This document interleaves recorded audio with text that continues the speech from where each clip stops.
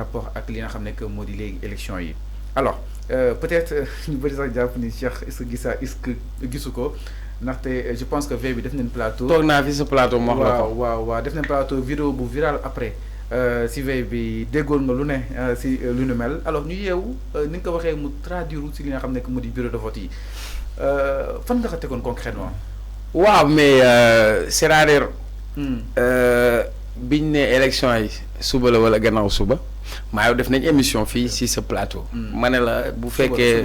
waaw ci veille élection bi laa toog ma ne la. En tout cas ñii bu ñu demee élection ak Ousmane Sonko dañuy mëq suuf. jaay gisoon naa que largement que Ousmane Sonko dafay gagné. man je dépassé woon na ay waxu majorité et mën nga ko génneewaat sa réalisateur su ko neexee mën na maa vaar dama fay toog avant élection ma ne la gisuma fenn fu ñuy jaar Ousmane Sonko ba gagné ko ça je l'avais dit et bi ñu xëyee aussi loolu moom moo traduire. li tax ma amoon. yàqin boobu ak gis-gis boobu teguma ko fenn du ci dama ko faral wala dama ko bëgg wala dara. parce que analyse boo bëggee mu objectif da nga koy teg ci xam-xam boo ko teg ci parparloo d'abord dama gis ay données parce que man aussi bu fekkee tu es appelé à faire de l'analyse pour que analyse bi gën a profonde il faut nga wut ay arguments yu solides maanaam arguments yi li la koy jox mooy ay données donc quand tu regardes un peu l'histoire politique du Sénégal. ñetti alternance la ñu am première alternance démocratique mooy Abdoulaye Wade moom moo gagné le régime socialiste qui a fait 40 ans et que Abdoulaye Wade bi mu ñëwee dafa am majorité quand on parle d'alternance mooy acquis démocratique bi Sénégal am te yeneen dëkk yi amuñu ko parce que boo demee Guinée-Bissau bi ma ne xale j'avais vu que dañu rey Nino Vieira pour jël nguur par exemple nga dem Gambie Yaya Jammeh dafa def coup d'état pour jël nguur mais Sénégal amuñu loolu Sénégal c'est une transition démocratique donc on l'a réussi sous Wade Ablaye Wade mu ñëw Sénégalais jox ko majorité na ko doxalal Macky Sall nekk opposant génn gagne présidentielle Sénégalais jox ko ne ko doxalal kon même peuple sénégalais bi donc dans cette dynamique il fallait logique et cohérence munoo fal président 24 mars nga jox ko 54% au premier tour déjà nekkul deuxième tour après kooku bañ a am majorité pour man c'était pas cohérent moo tax premier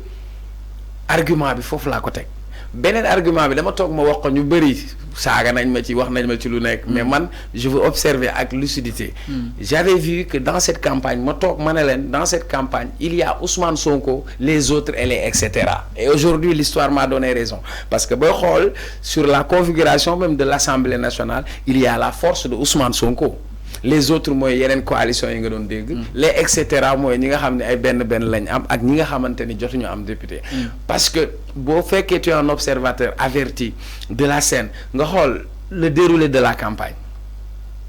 Sonko a réussi sa campagne du point de vue de la communication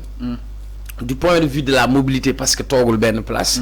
mais aussi du point de vue de la cartographie électorale stratégie bi mu teg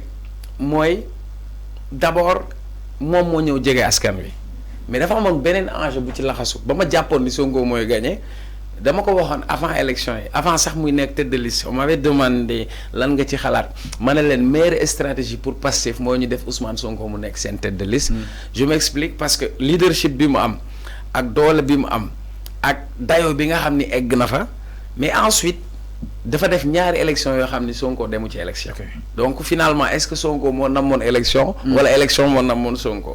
parce que élection présidentielle Ousmane Sonko nekkul woon candidat législative bi mujj Ousmane Sonko nekkul woon candidat donc élection bi c'était élection boppam la woon parce qu'il avait besoin natt boppam am aussi cette légitimité politique comprenez donc beneen argument bi nga xam ni moom laa ci gis sur le plan de la mobilisation ak communication bi mu def sur les pôles territoriaux il a réussi véritablement sa campagne parce que au-delà des caravanes et de la mobilisation il sait tenir un discours boo xamante ni méngoo na ak besoin wu différents territoires yi nga xam ni ci la dem maintenant il y a eu des erreurs et des errements de l'opposition et loolu aussi daf ko gën a may dayoo ñu ngi doon natt naan la présidentielle bi 54% lañ amoon mais tey boo xaymaa ba résultat yi génn di nga gis ni romb nañ 54% parce que Sonko a fait le plein te mayewu ci dara la preuve même Tahirou Sarr bi nga xam ne c'était un allié à un moment donné Sonko daf ko écorcher déconstruire son discours pour récupérer benn électorat à ce niveau et comme li mbër boobu di wax Albouri Sonko daa dajale gars yëpp 40 listes yëpp la dajale def leen benn dóor mu daanu parce que tey ça s'est révélé man victoire boobu bettuma ci moom quoi parce que ascension bi nga xamante ni moom la jëmoon parce que Sonko il est sur une dynamique ascendante parce que quelqu'un en 2017 amul lim bu koy may benn député pile fort reste la duggee Assemblée nationale en 2017 donc 2017 Sonko pile fort reste la duggee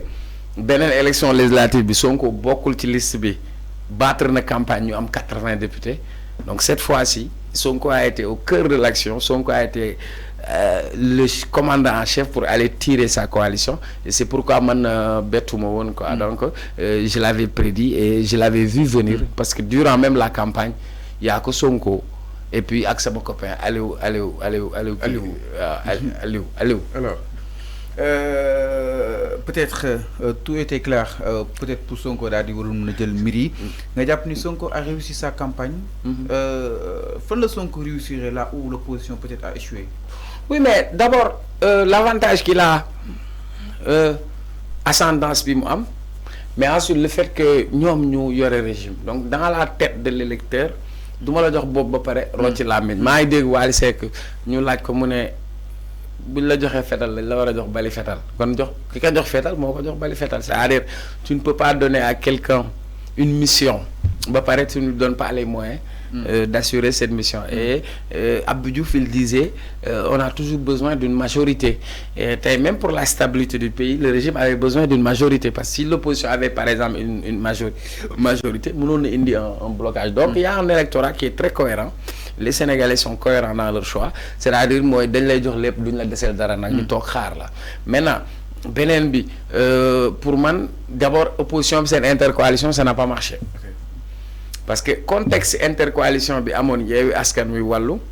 ci élection législative yi la passé dafa fekkoon Macky Sall nekk en fin de règne ce qui fait que circonstances yooyu ça a permis à l'opposition d'être ensemble mais cette fois-ci c'est une nouvelle opposition qui venait de se constituer ensuite ils ont du mal à trouver leur marque mais beneen bi par exemple Sàmm Sa Kàddu là où ils ont échoué pour man du point de vue stratégique ni ñu tuddee seen coalition bi déjà Sàmm Sa Kàddu VAR mooy Sonko yow Sàmm Sa Kàddu yow la ñu c'est comme si dañu créer benn coalition contre Ousmane Sonko en fait mais beneen bi seen premier retard mooy début campagne bi toog nañ une semaine boo xam ni ils se sont pas déployés boobu Sonko était très en avance déjà Sonko a commencé la pré-campagne dem Dakar Arena projection bi ñu def Sénégal vision 2050 bokk na sur la bataille de l'opinion pour montrer nous avons ça sur la table nous avons besoin de ce projet qu'on va mettre en place donc loolu yëpp bokk na ci pré-campagne am te il a réussi en fait sur le plan de la communication maintenant Bougane arrêté nañ ko à Tamba waa Sàmm Sa Kàddu yëpp dajaloo dem Tamba pendant une semaine bi nekk ci coowu Tamba ñu jógee ci coow boobu au lieu ñoom ñu wax seen projet de législature parce que bind nañ xaatim nañ ne nii la ñu war a taxawee ñu waroon fësal loolu wane ko war a wax ak sénégalais mais ñoom waxuñu ak sénégalais yi Sonko lañ doon defanteel mais beneen bi dañ ko tenter sur un discours virulent et émaillé parfois de violence et ça s'est manifesté beneen erreur stratégique bi Sàmm Sa Kàddu def mooy mënoo ne da nga am ambition am ay députés ñu am 54 départements électoraux 54 Sàmm Sa Kàddu n'a été présent que sur 16 sur les 54 alors que la différence se fait ci département yi donc Sàmm Sa Kàddu étant présent sur 16 départements loolu dafa nekk loo xam ni lésé na leen ensuite Sonko c'est un ouragan politique il ramasse tout sur son passage donc tey même booy xool du point de vue électoral Amadou Ba moo raw Sàmm Sa Kàddu du point de vue électoral Macky Sall mi fi jógee moo raw Sàmm Sa Kàddu donc Sàmm Sa Kàddu aujourd'hui ak profil yi ñu amoon foofu Anta Babacar Ngom femme boo xam ni mu ngi jiite entreprise dem élection présidentielle am benn leadership féminin Thierno Bocoum a été président de commission parlementaire comprenez Pape Djibril Fall au lieu ñoom ñu wone sur leur valeur ils se sont miser fan la ñu échoué pour man seen communication lépp dañ ko orienté woon fenn. alors c'est que exactement parlant de Sàmm Sa Kàddu si moom la ñu daal di ñëw directement.